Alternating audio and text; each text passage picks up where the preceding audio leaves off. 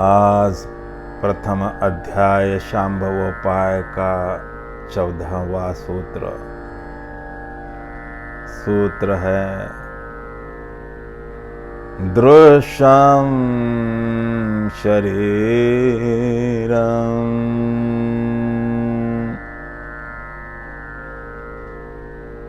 मनुष्य शरीर को ही मैं और मेरा मानता है। इस चमड़े की थैली के भीतर जो भी मांस भरा पड़ा उसे दिखाई पड़ता है। इस चमड़े की खोल के भीतर जो भी और जितने भी खोपड़ी भरी पड़ी उसे दिखाई पड़ती है। इस चमड़े की सीमाओं के भीतर जो भी ताकत भरी पड़ी उसे दिखाई पड़ती है। उसी को वह अपनी सीमाएं मानकर चलता है। आगे बढ़ने से पूर्व मैं आपको तीसरे शिव सूत्र की तरफ ले चलता हूँ, उसका स्मरण दिलाता हूँ, जिस पर हम पहले ही चिंतन कर चुके हैं, जिसकी हम पहले ही व्याख्या कर चुके हैं, जिस पर हम पहले ही विस्तार में बात कर चुके हैं, और वह शिव सूत्र है योनि वर्गः कला शरीरम्।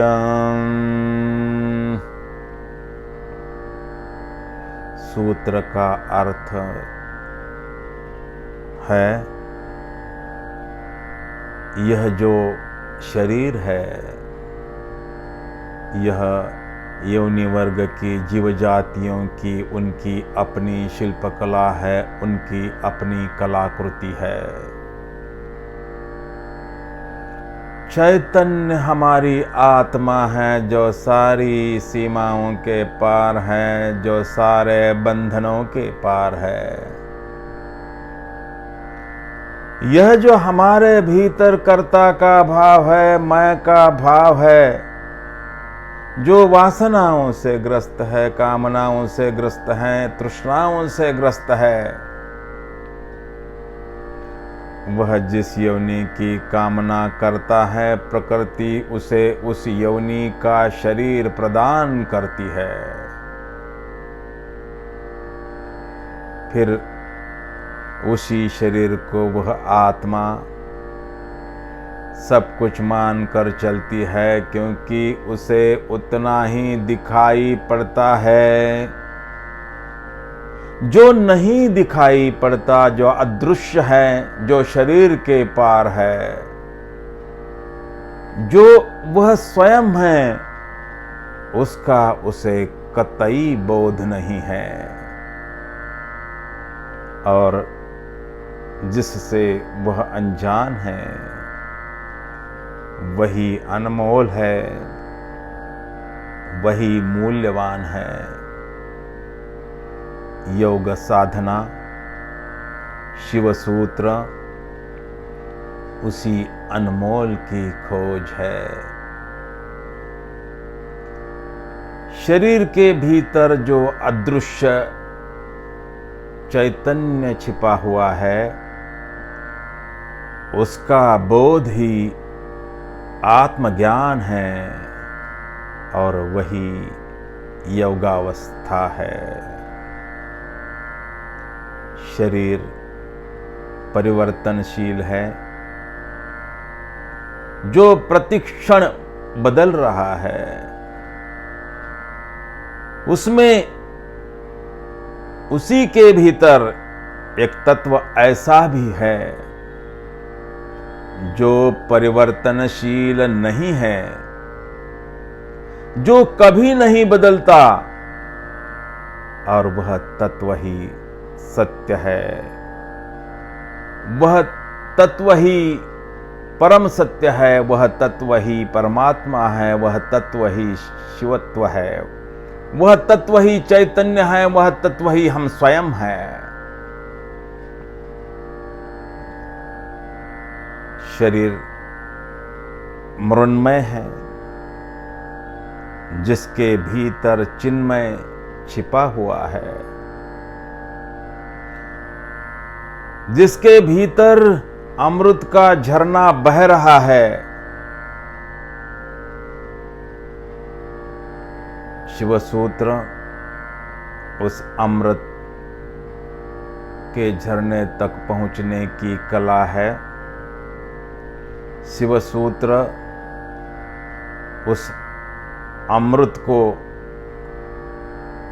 पी लेने का कौशल्य है।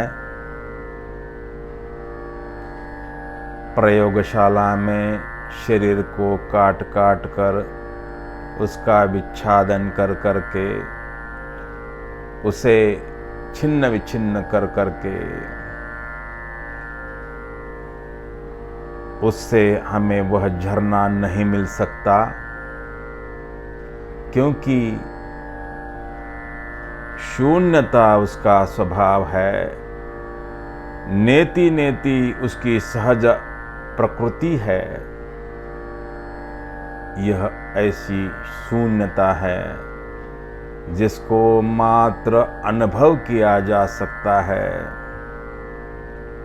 उसका स्वभाव ही हमारा भी स्वभाव है, और उस स्वभाव को हम अपने स्वभाव में उतर कर ही जान सकते हैं। उस स्वभाव को हम अपने स्वभाव में उतर कर ही अनुभव कर सकते हैं।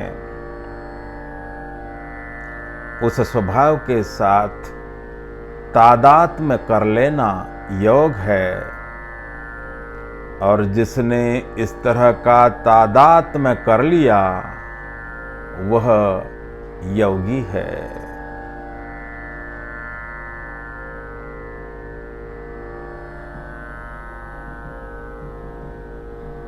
मनुष्य शरीर के साथ बंधा हुआ है, और जो जहाँ से भी बंधा है वहीं से मुक्त हो सकता है। जैसे ही बंधन खुल जाएंगे वह मुक्त हो जाएगा। जिस शरीर के कारण वह बंधा हुआ है वही शरीर उसकी मुक्ति का कारण बन सकता है, उस मुक्ति का साधन बन सकता है। बस जंजीरें और ताले खोलने की जरूरत है। ये जंजीरें और ताले भी कल्पना के हैं, ये जंजीरें और ताले भी मन के हैं। उन तालों को खोलने की कुंजी योग है। आज का सूत्र कह रहा है कि दृश्यम शरीरम, शरीर दृश्य है। शरीर तीन प्रकार के हैं। एक स्थूल शरीर, दूसरा सूक्ष्म शरीर, और तीसरा कारण शरीर।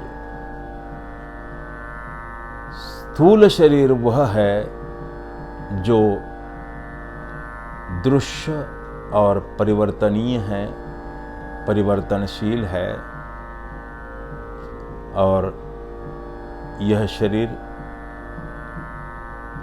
पृथ्वी, जल, तेज, वायु और आकाश, इन 5 तत्वों से मिलकर बना हुआ है।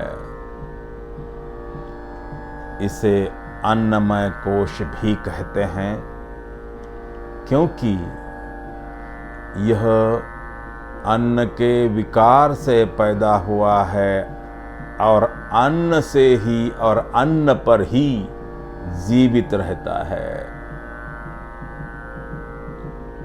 सूक्ष्म शरीर वह है जो 5 ज्ञानेंद्रिय 5 कर्मेंद्रिय, 5 प्राण, मन और बुद्धि, इस तरह के 17 तत्वों से मिलकर बना हुआ है। कारण शरीर, इसे हम अज्ञान भी कहते हैं। अज्ञान शरीर इसलिए कहते हैं क्योंकि इसे हमारे भीतर जो चैतन्य छिपा हुआ है उसका ज्ञान नहीं है। मनुष्य को बुद्धि तक का ज्ञान हो सकता है, उसके आगे का नहीं। इसलिए यह शरीर है जिसे हम अज्ञान शरीर कहते हैं। इसे स्वभाव, आदत या प्रकृति भी कहा जाता है और इसे आनंदमय कोश भी कहा जाता है। स्थूल शरीर बदलता रहता है, परिवर्तनशील है। कान, त्वचा, नेत्र, नासिका, जिह्वा,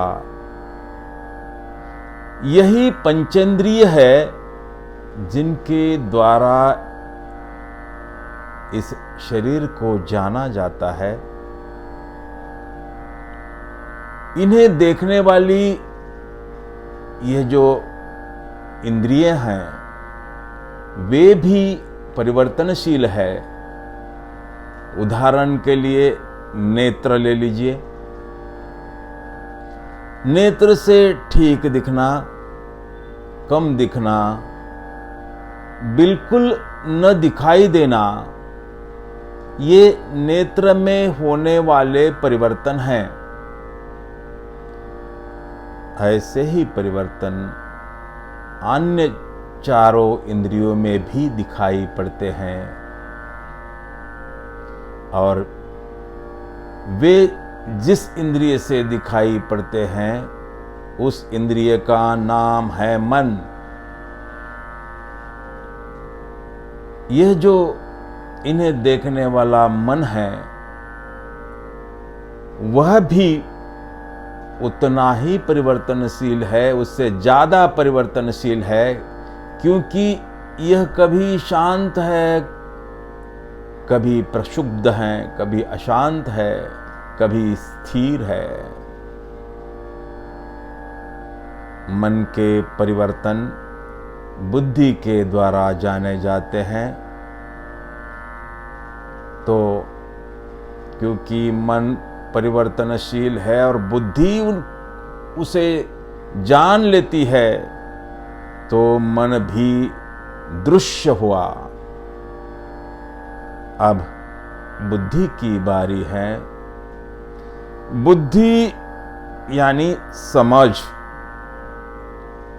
ठीक से समझना, कम समझना, बिल्कुल न समझना, ये बुद्धि में होने वाले परिवर्तन हैं।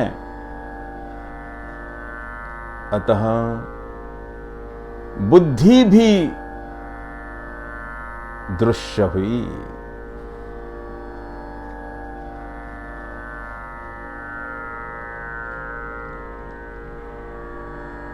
अब तक की चर्चा के माध्यम से हम इस बात को पूरी तरह समझ चुके हैं कि स्थूल, सूक्ष्म और कारण शरीर और उसे जानने वाली इंद्रियां, मन और बुद्धि सभी दृश्य हैं, सभी प्रकट हैं, सभी परिवर्तनीय हैं। हमारे भीतर एक ही तत्व है जो अदृश्य है, अपरिवर्तनीय है, अगोचर है, शाश्वत है, और वह तत्व ही हमारी आत्मा है। वह तत्व ही हमारे भीतर का चैतन्य है, वह तत्व ही हम स्वयं हैं, वह तत्व ही सत्य है। सत्य का अर्थ ही है कि जो चिरंतन है, शाश्वत है, जो अपरिवर्तनीय है, जो कभी नहीं बदलता, जो कल भी था, आज भी है और आने वाले कल भी रहेगा।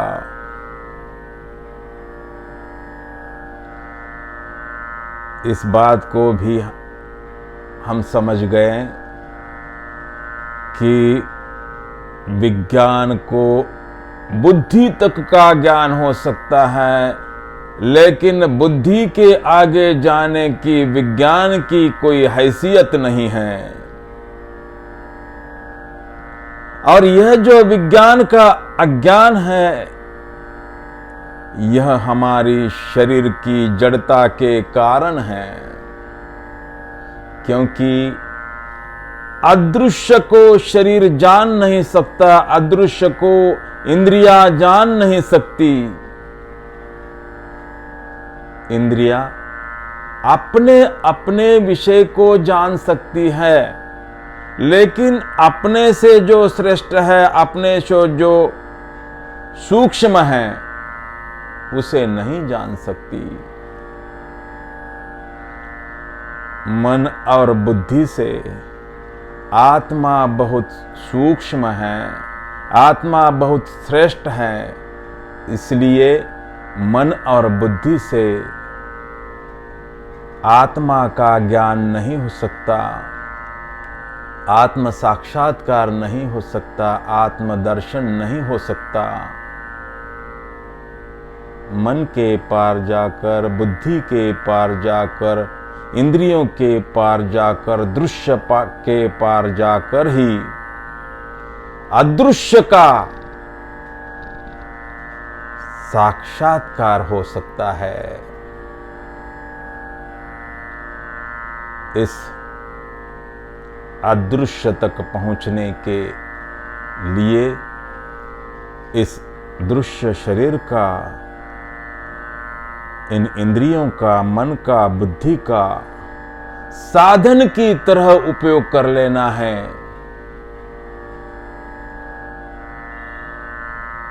बस इस शरीर को, इस नाव को जिन जंजीरों से और तालों से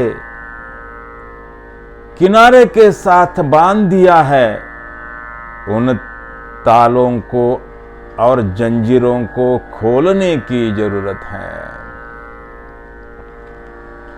उपनिषदों में 5 महावाक्य हैं, उनमें से एक है शरीर माध्यम खलु धर्म साधना।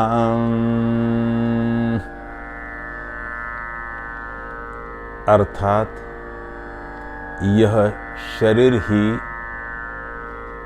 धर्म साधना का एकमात्र साधन है। सारी सिद्धियां शरीर के माध्यम से ही आती है। मैं फिर से इस बात को दोहराना चाहूंगा कि शुरुआत शरीर से ही होगी।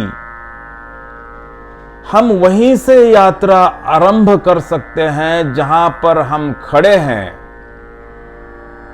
और चूंकि शरीर में खड़े हैं तो प्रस्थान भी वहीं से होगा। अशरीरी आत्मा कुछ भी करने के लिए सक्षम नहीं है, लेकिन एक विडंबना है कि शरीर एक तरफ